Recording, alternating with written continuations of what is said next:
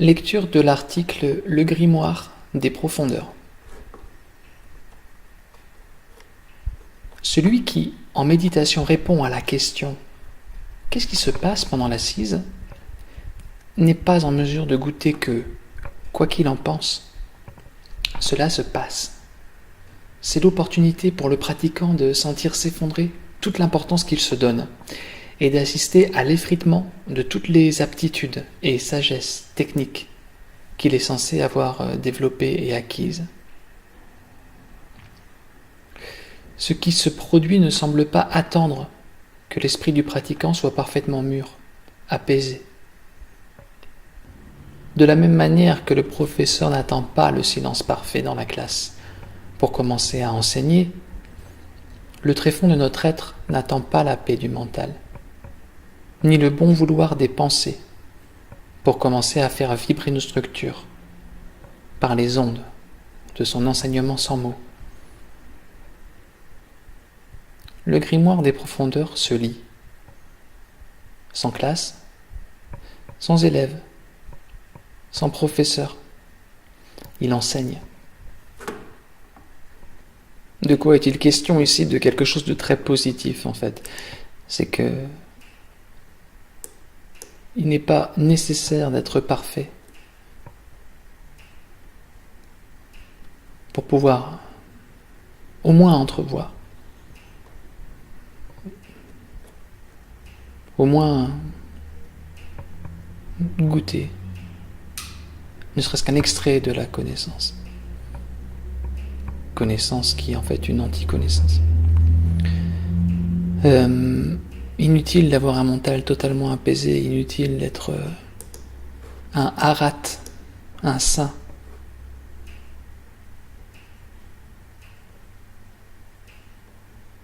Pour connaître l'apaisement. Il y a une indépendance du processus. Chercher l'apaisement du mental, en fait, c'est une démarche mentale. Donc encore heureux que cet accès à la connaissance profonde ne soit pas l'initiative ou autorisé par, parce qu'il cherche l'apaisement du mental.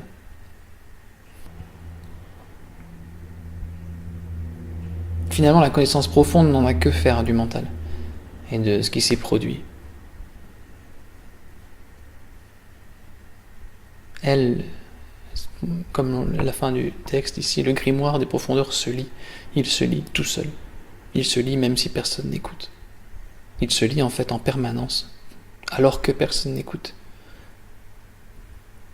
Il ne s'agit pas de connaissance qui doit s'exprimer, il s'agit d'écoute qui doit se produire. La connaissance, elle, s'exprime, heureusement. Elle n'attend pas notre écoute pour s'exprimer.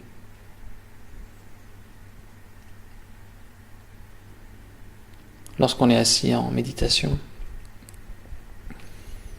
en posture de zazen, il y a bien un moment où on est obligé de rendre les armes. L'apaisement du mental ne se produit pas à force d'efforts quelconques. Parce que s'il y a effort, ces efforts sont forcément une production également du mental. Un dragon ne va pas lui-même se passer les rênes, mais la muselière. Comme le professeur, quand il pénètre dans la classe, il est professeur. Il est professeur. S'il n'y a pas d'oreille pour écouter son enseignement, il n'y est pour rien. Mais s'il attend que l'ensemble des oreilles soient parfaitement ouvertes pour pouvoir enseigner, l'expérience concrète montre que ça ne se produira jamais. Et même si ça se produit, ce sera rapidement terminé. Il n'y aura pas de fenêtre assez grande pour pouvoir dérouler son enseignement. Toujours un bruit, toujours quelqu'un qui tousse, toujours quelqu'un qui parle, toujours quelqu'un qui fait autre chose. Toujours dans le mental, une pensée qui surgit.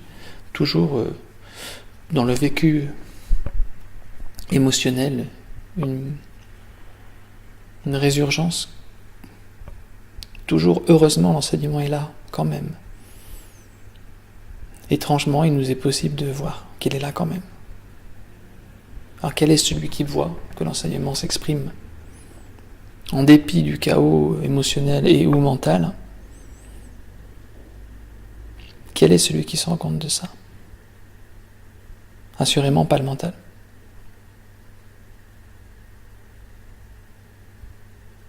Et quelque chose qui est du côté de la connaissance.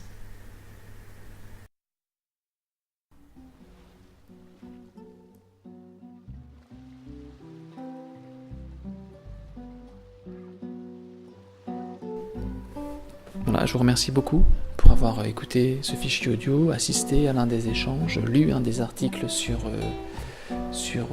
le blog pour lequel vous trouverez un lien quelque part ici autour. N'hésitez pas, bien sûr, à revenir vers moi par mail pour toute question, commentaire, renseignement.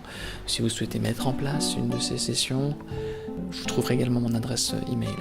Voilà, je vous souhaite une excellente semaine, soirée, journée, quel que soit le moment à partir duquel vous écoutez ces mots. À bientôt.